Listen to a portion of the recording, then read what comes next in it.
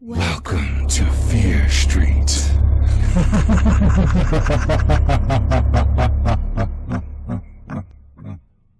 I remember back in 2002, I think it was, I saw the Moth Man prophecies for the first time. And I loved it. I instantly loved the movie and wanted to know more about it. But at the time, the internet wasn't what it is now, and we didn't have smartphones, and you didn't just Google everything. So I didn't know how to figure out more about it. But I was always fascinated with the Moth Man, and that was probably one of the first, if not the first, cryptids that I ever became aware of. So with that said, I felt like it was only right to make a video about the Moth Man and where he started, his origins, and also go into some of the sightings, even some of the recent sightings of Mothman, because there still continues to be sightings of Mothman to this day around the world. So without further ado, drum roll please, let's get into it. This is the story of the Mothman. The Mothman is a legendary and now infamous creature that terrorized Point Pleasant, West Virginia in the 1960s. On November 12, 1966, in Clandinin, West Virginia, a gravedigger working in a cemetery spotted something strange. He glanced up from his work when something huge soared over his head, a massive figure that was moving rapidly across the cemetery from tree to tree. He would later describe the figure as a brown human being. This was the first reported sighting of what would come to be known as the Mothman. An elusive creature that, although now widely celebrated by the town it once terrorized, remains as mysterious as it was on the night that a few frightened witnesses first laid eyes on it. Just 3 days after the gravedigger's initial report in nearby Point Pleasant, West Virginia, two couples noticed a gray-winged creature about 6 or 7 feet tall standing in front of the car they were all seated in. Eyewitnesses Roger Scarberry and Steve Mallett told the local paper, the Point Pleasant Register, that the beast had bright red eyes about 6 inches apart, a wingspan of 10 feet, and that it seemed to want to avoid the bright headlights of the car. According to the witnesses, the creature was able to fly at incredible speeds, perhaps as much as 100 miles per hour, one of the men told reporters, although all agreed it did make for a clumsy runner on the ground. They knew because the creature allegedly chased after their moving vehicle to the outskirts of town in the air, then scuttled into a nearby field and disappeared. Knowing how absurd this must have sounded to a local paper in a small Appalachian community in the 60s, Scarberry insisted that the apparition couldn't have been a figment of his imagination. He assured the paper, "If I had seen it while by myself, I wouldn't have said anything, but there were 4 of us who saw it." The papers at this point were skeptically calling it a bird and a mysterious creature. Though they did print Mallett's description, it was like a man with wings. But more and more sightings were reported in the Point Pleasant area over the next year, as the legend of the Mothman took shape. The Gettysburg Times reported 8 additional sightings in the short span of 3 days following the first claims, including 2 volunteer firefighters who supposedly saw what they described as a very large bird with large red eyes. One sighting, reported by Salem, West Virginia resident Newell Partridge, told of strange patterns that appeared on his television screen one evening, followed by a mysterious sound just outside of his home. Shining a flashlight toward the direction of the noise, Partridge supposedly witnessed 2 red eyes resembling bicycle reflectors looking back at him. This anecdote remains a popular one in the Mothman mythos, especially because it resulted in the disappearance of Partridge's dog, supposedly to the clutches of the fearsome beast. Dr. Robert L. Smith, Associate Professor of Wildlife Biology at West Virginia University, dismissed the notion that a flying monster was staking out the town, instead attributing the sightings to a sandhill crane, which stands almost as tall as the average adult man and has bright red flesh around its eyes. The explanation was compelling, especially given the number of early reports that had described the creature as bird-like. Some even hypothesized that the crane was perhaps deformed, especially if it made its home in the TNT area, what locals call a series of nearby bunkers that were used for manufacturing munitions during World War II. It has been suggested the bunkers have leaked toxic materials into the neighboring wildlife preserve.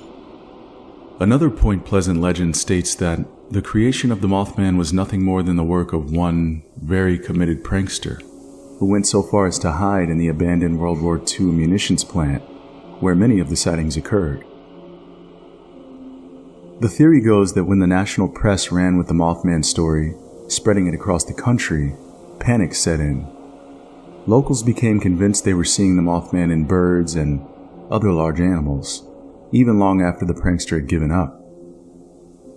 The Mothman also bears a striking resemblance to several demon archetypes found among those who have experienced sleep paralysis, perhaps suggesting that the visions are nothing more than the embodiment of typical human fears, pulled from the depths of the unconscious and grafted onto real-life bird or animal sightings when people panic. Then there are the paranormal explanations, a morass of complicated theories that weave together aliens, UFOs, and precognition. They paint the Mothman as either a harbinger of doom or, more sinisterly, its cause, such as the tragedy that befell the Point Pleasant community shortly after the Mothman arrived. On December 15, 1967, just over a year after the first Mothman sighting, traffic was especially bad. The Silver Bridge, built in 1928 to connect Point Pleasant, West Virginia, to Gallipolis, Ohio, was packed with cars from end to end. It had been built in a time when cars were lighter. The Model T weighed just 1,500 pounds, a modest sum when compared to the 1967 average for a car, 4,000 pounds. Its engineers hadn't been particularly imaginative when it came to the future, nor had they been especially cautious. The bridge's design featured very little redundancy, meaning that if one part failed, there was almost nothing in place to prevent other parts from failing as well. And on that cold December day, that was exactly what happened. Without warning, a single eye-bar near the top of the bridge on the Ohio side cracked. The chain snapped, and the bridge, its careful equilibrium disturbed, fell to pieces, plunging cars and pedestrians into the icy water of the Ohio River below. 46 died, drowned or crushed in the wreckage. It was the second terrible and bizarre thing to put the small community of Point Pleasant on the map in a year, and some connected the two. In 1975, author John Keel conflated the Mothman sightings and the bridge disaster, as well as reported UFO activity, to create his book The Mothman Prophecies. His story took hold, and the town became an icon among conspiracy theorists, ufologists, and fans of the paranormal. Point Pleasant's fame as the home of the Mothman legend hasn't waned in recent years. In 2002, a movie based on Keel's book rekindled interest in the Mothman. In the Mothman Prophecies film, Richard Gere plays a reporter whose wife seems to have witnessed the Mothman shortly before her death. He finds himself inexplicably in Point Pleasant several years later, with no idea of how he got there, and he's not the only one in the area having trouble explaining himself. Several locals are experiencing premonitions of distant disasters, and there's talk of visitations from a mysterious figure called the Mothman. The film, a supernatural horror and mystery, offers no conclusions, communicating instead an eerie feeling of disjointedness that was both panned and praised by critics. Most notably, the film popularized the image of the Mothman as a harbinger of doom. The idea that visitations from the Mothman predicted disaster led to some believers to make ties to the Chernobyl disaster of 1986, the Mexican swine flu outbreak of 2009, and the 2011 nuclear disaster in Fukushima, Japan, among others. The Mothman can still be seen in Point Pleasant, West Virginia today, in the form of a historical museum open 7 days a week, and also as a 12-foot tall, chrome-polished statue, complete with massive steel wings and ruby red eyes. A festival commemorating the Mothman's visits has taken place annually for years, a fun celebration that attracts locals and tourists alike. If you're passing through West Virginia this September, consider swinging by the festivities to remember one of America's strangest and most intriguing local legends. Although the bulk of Mothman sightings took place several decades ago, there continue to be sightings of Mothman all across the world to this very day. Manuel Navarrete of UFO Clearinghouse said he recently spoke to a pilot who claimed to have seen what he called the O'Hare Mothman in August of 2019 while aboard a shuttle at Chicago's O'Hare International Airport. The man told Navarrete that he's been a commercial pilot for 2 different airlines since before 2008, and prior to that he'd served for 6 years in the United States Air Force. He added that he has over 9,000 hours of flight time and has flown a variety of aircraft in his career in virtually all types of weather. The incident he recounted to Navarrete reportedly took place on Thursday, August 8th, 2019, at approximately 6 p.m. According to the man's report, I had flown into O'Hare the previous day and had stayed at a hotel for the night. I was due to fly out at 10 p.m. to the UK. I was taking the airport shuttle toward the terminal, and as I looked out the window, I saw a large human with enormous wings and glowing red eyes perched atop a rail and looking straight at me. The being appeared to be squatting down on the rail, but had its wings completely open and moved them slowly as it stared at the shuttle bus while we drove by. I knew it was watching me as its head swiveled and followed the shuttle as we passed. Its eyes locked on me the entire time. I was startled and, I'll admit it, very frightened, not only by this encounter, but the absolute boldness of this thing, as it didn't move or attempt to hide itself as we approached, knowing that it could clearly be seen. We passed it on the outside lane, and were at our closest approximately 15 feet away from where it was perched. It never once flinched or attempted to hide itself. It just stayed put and watched as we passed. When we passed, I attempted to look back and see if it was still perched there, but I saw nothing, and can only assume that it must have flown off.